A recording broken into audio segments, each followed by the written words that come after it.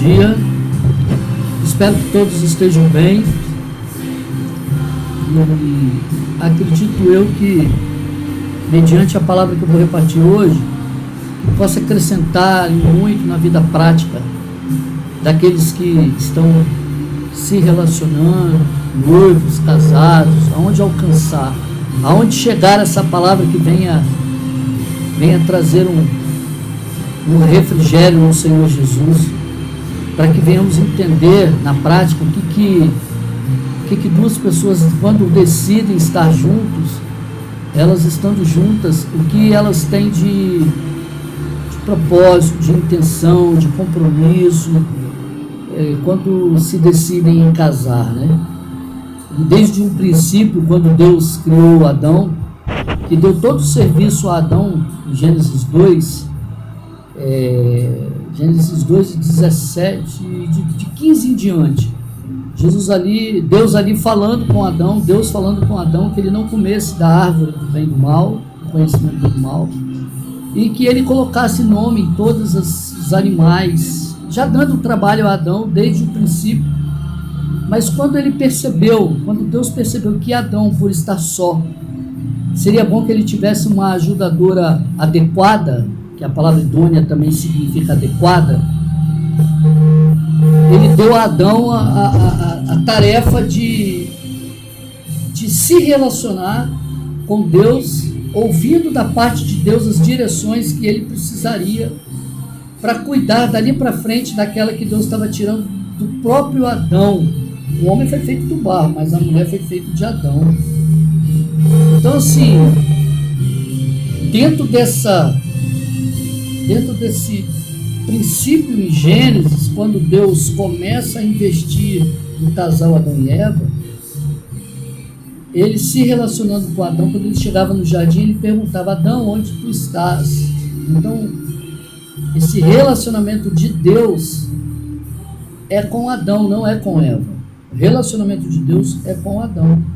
A mulher, ela não teve relacionamento com Deus. Deus não passou tarefa nenhuma para a mulher. Deus não deu nenhum tipo de direção para a mulher, mas deu para Adão. Então, muitas mulheres não conseguem estar submissas, nem seguindo ao marido, porque o próprio marido não sabe a missão que ele tem diante de Deus. Então, o que traz para o homem o fato de ele não ter clareza do momento que ele está vivendo no casamento é exatamente quando ele perde a comunhão com Deus. Quando o homem perde a comunhão com Deus, que ele não tem mais a direção de Deus, ele se perde na missão do casamento.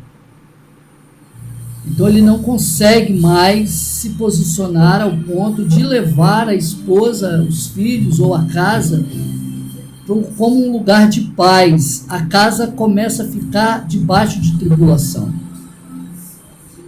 Aí atribula a mulher, atribula os filhos, vem a tribulação sobre todo o quadro familiar. Por quê? Porque sai da direção, sai da submissão do Senhor, sai dos cuidados do Senhor Jesus, né? O próprio Deus, né? Então, em 1 Pedro, capítulo 3, versículo 7, fala que até as orações do marido, quando ele não trata a mulher com amor, elas não são atendidas por Deus, porque o homem foi criado para cuidar, para zelar, para ter a missão de dar à mulher toda a garantia de que a força que ele tem vem do Senhor. A força que ele tem vem do Senhor, ao ponto de ele ter força para cuidar da esposa, que é uma parte frágil do homem. Mas o homem, sem entender isso, vem a caminhada, o casamento. Quando um homem que é solteiro permanece solteiro, ele permanece livre no Senhor Jesus. Quando ele decide servir ao Senhor Jesus, o homem, ele está livre para cuidar das coisas do Senhor, como Adão cuidou antes de Eva. Mas quando Eva foi formada, Adão já não estava mais com o trabalho ocupado pela direção que Deus deu a ele, como dar nome aos animais, às ervas do campo e tudo mais que precisava, porque Adão já não tinha mais aquele tempo de cuidar somente destas coisas. Aí já teria alguém para cuidar, que era a esposa, a Eva. Então, assim, dentro disso, toda a criação e condução de Deus ao homem solteiro, é trabalhar para o Senhor, é se ocupar com as coisas do Senhor Jesus, das direções, dos dons, daquilo que Deus tem para um homem solteiro. Mas a fraqueza nossa como homem, a fraqueza homem e mulher, as nossas fraquezas, elas só se completam quando o homem decide casar. Porque casamento é para os fracos. Casamento é para os fracos. O homem que está em Cristo, o homem que é um homem que cuida das coisas do Senhor e que está solteiro, esse homem é forte no Senhor. Jovem, sois fortes porque já vencestes o maligno. 1 João fala isso. Então, você quer casar? Você está se revelando como fraco. Casou com uma outra mulher, que também é fraca. Então, aonde que entra? Por que a Bíblia revela em Eclesiastes, eu até vou abrir agora Eclesiastes para ler esse texto, Eclesiastes capítulo 3, versículo de 16. Vou pegar aqui a passagem para ficar mais claro, para lermos, para que a gente venha entender por que casamento é para os fracos, né? Casamento é para os fracos exatamente porque ele se une a uma mulher. E aí ele com Cristo, ele se torna forte. Por que quando se começa no casamento é de um jeito e as coisas vão andando até que modifica o relacionamento, modifica a conduta, modifica a forma de se relacionar, modifica o sentimento, vai modificando tudo no casamento. Por quê? Porque tanto o homem quanto a mulher, eles vão se fortalecendo na convivência. Porque antes de casar, eles eram considerados fracos. Mas quando casa, tanto o homem quanto a mulher, eles vão se fortalecendo um ao outro no convívio. Por que há divórcio? Porque quando você passa a conhecer a mulher que você está do lado, você já não começa mais a agradar-se dela. Por quê? Porque você conhece de um jeito inicial, que ela vem para você fraca, mas vocês dois se tornam fortes casados. E quando se torna forte, Deus não opera. No casamento, Deus opera na vida dos fracos. Deus só opera quem reconhece que está fraquejando. Deus só opera em quem reconhece na submissão, na sujeição ao Senhor. Não tem como um casal se manter casado forte, porque essa força faz com que eles fiquem separados. Para se manter um casamento de pé, é quando o marido precisa e reconhece que ele precisa daquela que está ao lado, porque ele sozinho ele é fraco. Ele sozinho ele é fraco. Então, essa palavra, eu tenho meditado nela, porque eu tenho entendido por que não há casamento para alguns homens e não há casamento para algumas mulheres. Porque no Senhor, os solteiros são fortes. Porque o que Paulo falou? Essa daqui eu vou passar na íntegra. 1 Coríntios 7. Olha o que ele fala em 1 Coríntios 7, versículo 1. Ora, quanto às coisas de que me tens escrito, bom seria que um homem não tocasse em mulher. Por que bom seria que um homem não tocasse em mulher? Porque se ele tocar, ele se revela como fraco. Aquele que é forte no Senhor não precisa tocar em mulher. porque o Senhor Jesus supre as necessidades. O Senhor Jesus fortalece a alma, o corpo, a alma e o espírito daqueles que se permanecem fortes em Deus, através da fé que tem. Mas se você se considera uma pessoa fraca, que não consegue caminhar com Cristo, porque só o Senhor na sua vida não é o bastante, não basta, e você precisa de um auxiliador ou uma auxiliadora, ou alguém que possa te fortalecer no Senhor, é bom que se case.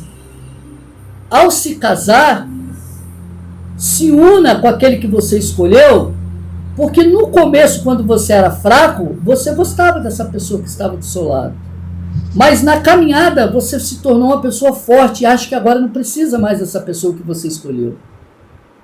Aí você acha que você não precisa mais caminhar porque agora você já sabe tudo. Você já formou uma boa casa, você já tem um bom carro, você já tem construído você já tem uma boa direção para seguir sozinho ou sozinha. Não precisa mais daquele que você escolheu, porque agora você já se tornou forte. Eu quero te dizer que se você que está casado, se você não reconhecer que você é fraco, você vai deixar a esposa ou seu marido de lado, porque você não vai achar que não precisa mais. Você vai achar que não precisa mais daquele que um dia te serviu, daquele que um dia te fortaleceu, daquele que um dia te amou, daquele que um dia te respeitou, assim como a mulher daquele que um dia que você decidiu casar, você vai achar que ele não te serve mais, porque não te ouve mais, não quer te ajudar mais nos afazeres do lar, e aí você sozinha, a mulher tem que passar, cozinhar, lavar, e cuidar da casa, e ter um bom sexo, e cuidar dos filhos, e a mulher precisa ser 1001 utilidades. Se ela não estiver de acordo com o marido, daquilo que ele deseja, ele acha que também já não presta mais, e aí a gente vai começando a ver os conflitos nascerem. Então eu vou te deixar um recado final. Quer continuar casado? Reconhece a sua fraqueza. Sem a sua esposa você não vai conseguir ser feliz. Sem o seu marido você não vai conseguir ser feliz. Você pode trocar de cônjuge quantas vezes você quiser. Você pode experimentar, mas se você estiver forte consigo mesmo, se eu considerar que eu sou forte, eu não preciso de Cristo. Eu não preciso de Jesus. Eu quero Jesus na minha vida pelas minhas fraquezas, porque se eu caminhar sozinho, é queda na certa. Então, o meu casamento com Cristo, que me fortalece, eu reconhecendo isso, eu me mantendo assim, firme no Senhor, eu não tenho necessidade de casamento. Agora, esse conselho não é para todos. Se você acha que você não sabe, não aguenta, vive abrasado, que precisa casar, reconhece a sua fraqueza e se una reconhecendo sua fraqueza. E uma das coisas que você não pode mais pensar, porque eu ouvi uma vez de um irmão dizer assim para mim: você quer fazer alguém feliz? Se case. Você quer ser feliz?